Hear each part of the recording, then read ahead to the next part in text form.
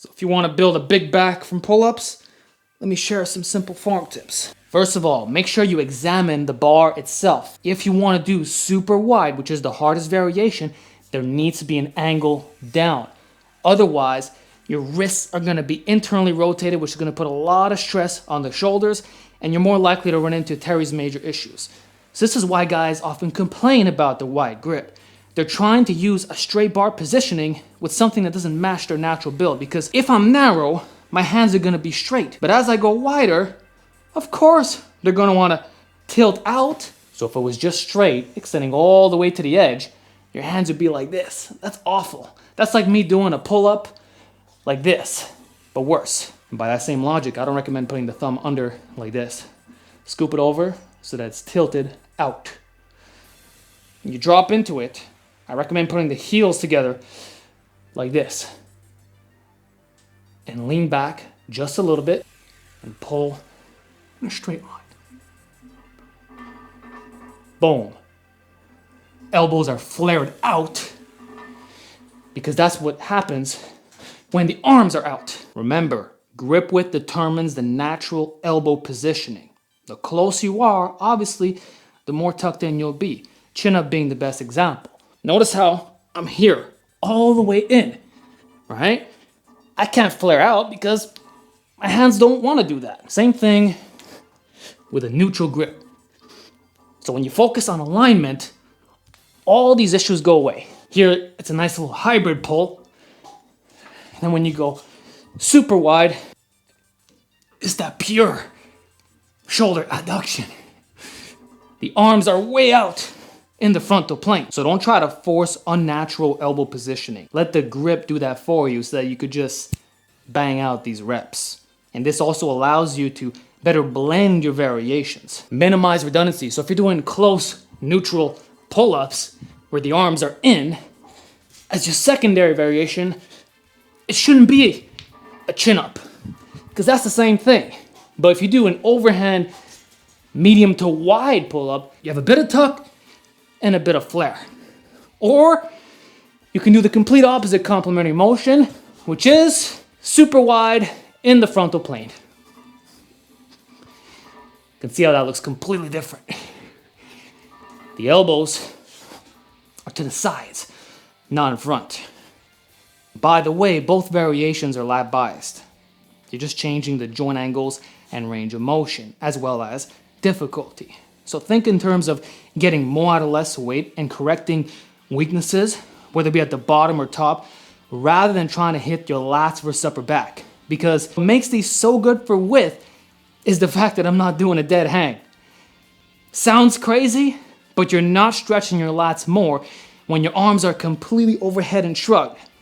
That's actually working your traps and rear delts a little bit more. So that's how you can get yoked from pull-ups. And it explains why a lot of calisthenics athletes who don't do a lot of inverted rows still got thick upper backs. Is because they're going all the way down. So depending on what's your weakness, you can either bang them out like this, pure lats, or complete dead hang. Let it go all the way up, which also builds mobility. Complete stretch, hold it for a second or two. Boom. Boom. Even if you're doing something like a closer grip chin, look at that stretch.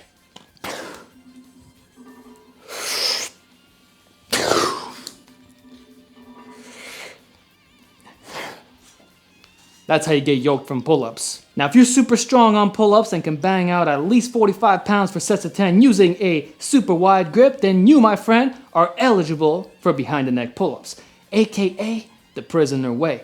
Let me show you how to do them. So I've tried all the grips and I found that regular wide is all you need. Super wide is that next level, but it's awkward when you're trying to get your head through at the top. So you want your forearms to be right outside vertical. Now, don't start behind the neck like this. Treat it like a regular pull-up, but then shove your head through as you're pulling. So this should be one smooth motion, just like with street lifter dips. So lean back, lean forward. And right about here you have to stop. So this is hitting the same exact muscles as the super wide. Very lat bias because you're maintaining a 100% vertical torso angle.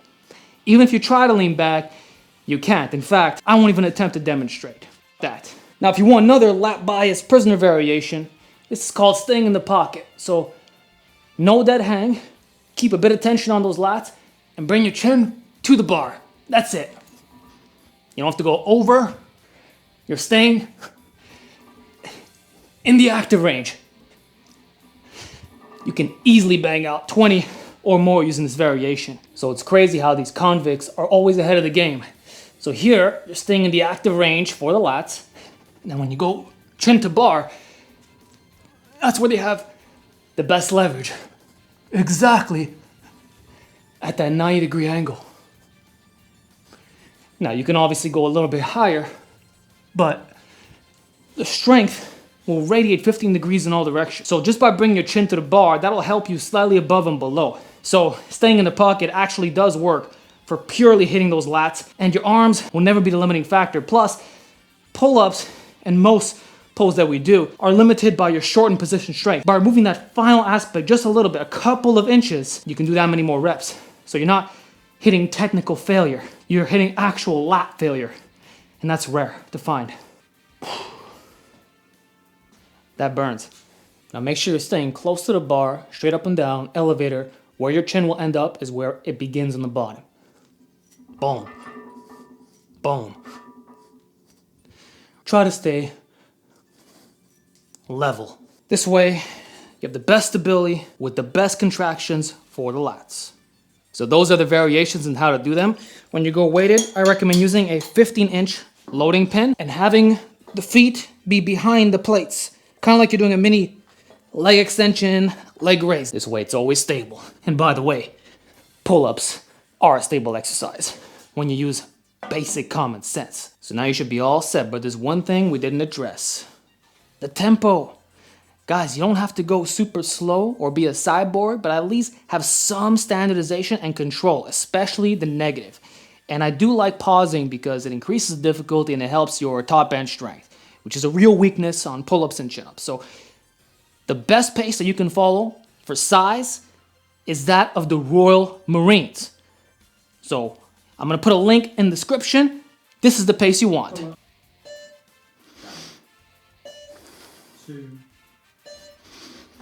I'm not gonna do the whole test because I just did a bunch of reps filming these. I'm too tired, my back is pumped. Check it out, yo.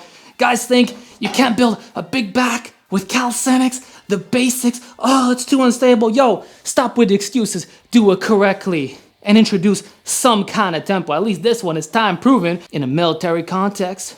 So drop your ego, control, and blow up those lats. It's a good starting point. Or explode the concentric, but slow down the eccentric. Control. That hang, beep. Control. Beep. You do your pull-ups like that, I promise it's gonna do a whole bunch for building up that back. See you in the next pull-up segment.